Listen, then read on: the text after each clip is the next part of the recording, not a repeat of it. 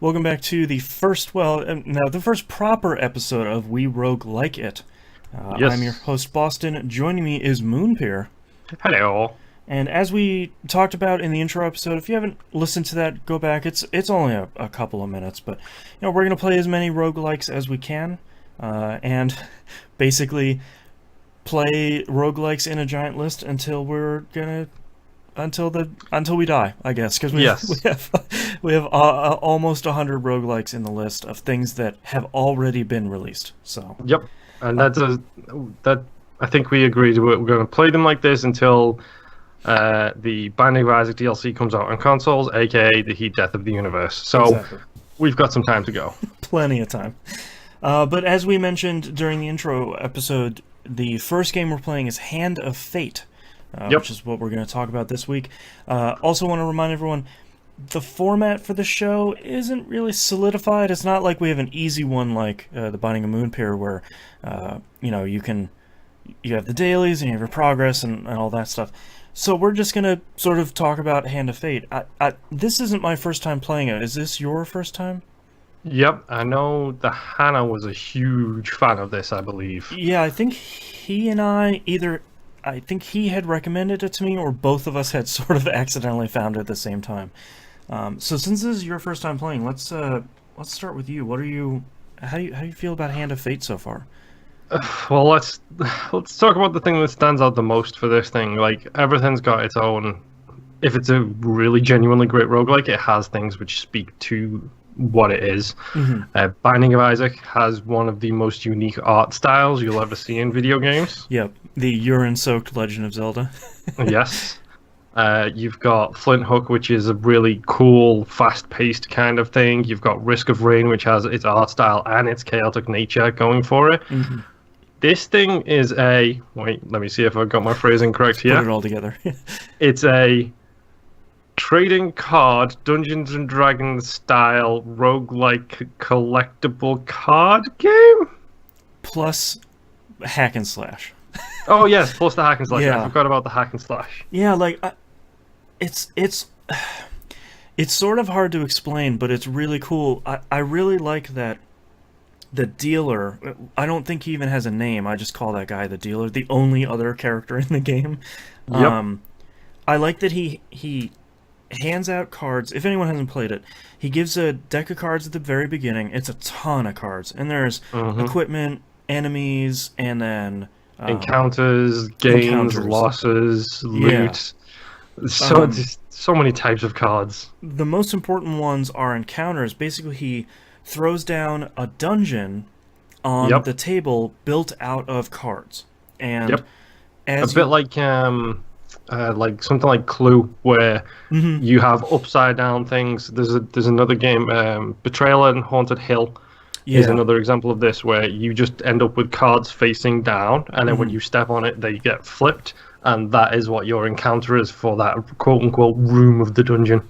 Yeah, and I it's so cool in this because he's taking all this stuff from that encounter deck and making a dungeon out of it. And you can, once you start getting through the first couple of dungeons, they start getting more complex. The first couple are just, here's one path, go crazy. Yeah, here's a Tetris piece, follow the line. Yeah. Here is a cube, follow the line. Yeah. What I really like, though, and what I forgot since I've played it last, which was a couple of years ago, I really like getting one of those encounter cards, making a decision, and then the decisions are well written and they're interesting. And then sometimes you'll make a decision and he'll give you 4 cards that all have an outcome on it. Yep, success, huge success, failure, and huge failure. Yeah, huge failure is real bad. Haven't had one yet, thank goodness. Yeah, I remember those being not run enders, but it's sort of like, stuff like, I removed half of your food. It's like, oh no, that's very bad. Oh wait, yeah, I did have a huge failure. It was one, and it was the bard in the restaurant. I think it was the White Minotaur bard, which I'm pretty sure, based on the fact that it's blue colored, is DLC. I think so, yeah. Because I'm playing this on the Xbox One, which I'm pretty sure came with all of the DLC and stuff, because so many colored Yeah, things in the corners. I bought this originally when it came out on PS4 3 years ago now, and when I fired it up this time, you finish like the first 2 or 3 dungeons, you get all these coins that keep cracking open. It's like new DLC. And there's like 7 of them. So I'm guessing they're free at some point. Yep. But yeah, I had a huge failure on the Song of the Minotaur or whatever it was, and the bard would only tell me information about the Minotaur. If I passed this skill check, I had a huge failure. It was give me all of your gold to get the answer. Ouch. I had 6 gold. It was fine. There we go. That's not so bad. Yeah, I one of the things I'm happy about now is it's gotten a number of patches since it originally came out, and it runs so much more smoothly than it did originally. It had sort of infamously had some real frame rate issues on launch, and thankfully that stuff is all smoothed out, because some of the hack and slash battle stuff would have frame rate issues too, and that was a real bummer. Yeah, that would be where it would be tough, considering it's a very, very basic hack and slash system. Yeah. But it's also a very consequential hack and slash system. Yeah. The thing I think I would liken it to is the very first, the Arkham Asylum, but sort of toned down from that. It's really roll out of the way, attack, or counter. This is going to make it sound terrible, and it's not the best part of the game, so forgive me for this, but it makes me feel like the Captain America / Thor licensed game knockoff version of the Batman Arkham Asylum games. Sure, like it's where it's in there, but that's about all you can say, yeah, really. Like you can say they didn't have a big budget and it's not a big team, so there's allowances, but it's definitely not. It's definitely serviceable and it's definitely playable. It's not one of those things where it's like, oh, anything to avoid a fight. It's not like that. Yeah, but it's definitely on the easier side than anything else. Yeah, and I'm fine with that, because, to be honest, for me, the thing I'm loving most about this so far is it's the setup. This is a board game. Like, I could see playing this game versus my friends. Oh yeah. I could very easily see this be an actual real card building trading game that I sit down and play with my friends, minus the hack and slash sections. Right. But it's so good, and the presentation is fantastic. The voice acting is incredible from the one dude who's in the game.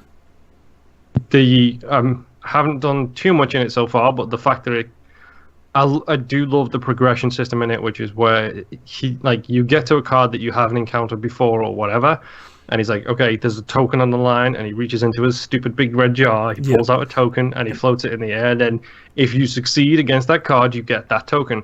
At the end of the game, that token means more cards, more spells, more dexterity, more equipment, more everything. Yep. And it's very easy to see the roguelike progression. I did just get, I think it was a couple of days ago, I got my my goblet card, aka things just got harder. Everything is terrible. Yep. Yep. So yeah, that's fun. And to be honest, I can see it getting more difficult. But so far, not kick me in the face difficult. So far, just a little bit more tough. Let's see how you do. Well, and the thing that I think is really interesting when the game gets more difficult, it's not necessarily the enemies do get more difficult, but like we said, the hack and slash is fine. It's good, but the difficulty really comes from juggling both your health and your food, since food takes X number to move from card to card in the dungeon, and then you're gonna get plus or minus those depending on your encounter. And your health, you use food to heal as well, which I love the fact that it never outright states what everything in the game does. It lets you figure it out yourself, which I do kind of enjoy about it. Like, it doesn't really explain food that well, and then all of a sudden you realize, okay, every time I move, it's minus. Oh, I took a bit of damage in that encounter, or my food went down even more, but I'm back to full health again now. Right. That makes sense. Like, it's really cool. Yeah, and you can get more food from some of the encounters, like going to the inn, or there's some. One of my favorite encounters is, there's a glittering thing at the bottom of this chasm, and it's Ugh. like, okay, I don't have great equipment, so I guess I'm gonna go down there. Nope, I hit a failure card, so I fell down and hurt myself very badly. Yep. Okay, and I didn't get any equipment, so great. I've had the permanent reduction in maximum HP item a couple of times now. Oh, ouch. So yeah, that's Yeah, fun. and Deal with the devil card is amazing, or whatever his name is, that devil. The, yeah, I I apologize for saying this now because if you keep playing it, when you see him, you'll never unsee it. His nipples look weird. So next time that card comes out, have a look at the devil's nipples. check them out. Check Yep. out those nips. I'm gonna ruin this for you, and I'm waiting for the Yeah. text in the middle of the week saying you. Right, I can't believe. Yeah, I really like Hand of Fate even still, and I think it. The thing about it is it's not super complicated, but there's just enough systems, like you're saying, that you can feel the progression happening. Like you complete one whole dungeon and you kill one of the guys in the chest of cards, and Which is really cool presentation as well. yeah, I like that. Like the skeleton looks like it has his arm crossed, and then when it It's opens, like a it's coffin. just Yeah. it's really great. But you can see every time you finish a dungeon, you get, oh, now I can equip helmets. Okay, now I have a whole new slot, or I just unlocked an equipment card that does 55 damage and it does holy damage, so it'll do more against skeletons. Like, oh, okay, cool. Now even if the dungeon is going to get harder, or if I want to go back and do previous dungeons, I have better equipment and I'm better equipped to do that stuff. And I think Yep. that's really great. It's really, really cool. Like, I'm seeing that progression in front of me. It's like, okay, I haven't struggled so far. Let's see how many everything is terrible I can get before Yeah. it starts to get really, really bad. Yeah, exactly. But it's really fun so far. I like the progression. I like the artwork. I like the presentation is just so cool. It's just sitting in the middle of a cross hallway, and you can see stuff off in the side, but it's just you facing the dude who's juggling the cards with his mind. Yeah, I like when you're about to start a run and he has the cards like moving in a figure 8 in front of him. There's just hundreds of it just looks so cool. Yeah, and full credit as well for the actual card artwork. Yeah. It's so cool. Yeah, it reminds me of something specific, but I can never. It's almost like medieval art. Like medieval Inktober. You know what the funny thing is, I could genuinely see this be a spin-off of D&D. Like, switch encounter design from a hack and slash video game to a dice rolling decision-making game, absolutely. and you've got yourself a whole new divergence of D&D there, with Well, the randomness of the cards and everything. Because it's more simple, it might be a really good opportunity to train new DMs. Because Yes. you don't have to worry about laying out a whole field. You don't have to worry about all these character items and all this stuff. You put out a dungeon of cards, starting point, ending point, make the dungeon, and then do the encounters. That's a good point. Yeah. Wizards of the Coast, hit up the Hand of Fate developers. Go do that. Yes. All right, any closing thoughts here for week 1 of Hand of Fate? No, so far I'm pretty impressed. Like, the game, it seems like it might have been made by a small studio, and it's doing really, really well so far. Like, I wasn't expecting to enjoy the progression and the actual simplistic nature. I wasn't expecting to enjoy so much. But it also helps that my wife is a board game fiend, and I know that this is scratching on her board game itch, because every time I play this, I can just see her glancing over. Just like, ooh, what's that? Card hello. games. There's a card game going on. This is a card game. I need to look at this card game. So Yeah. it's really well done. I'm enjoying it so far. We'll see if it gets to throw my controller through my TV. The screw this game stage. Yes.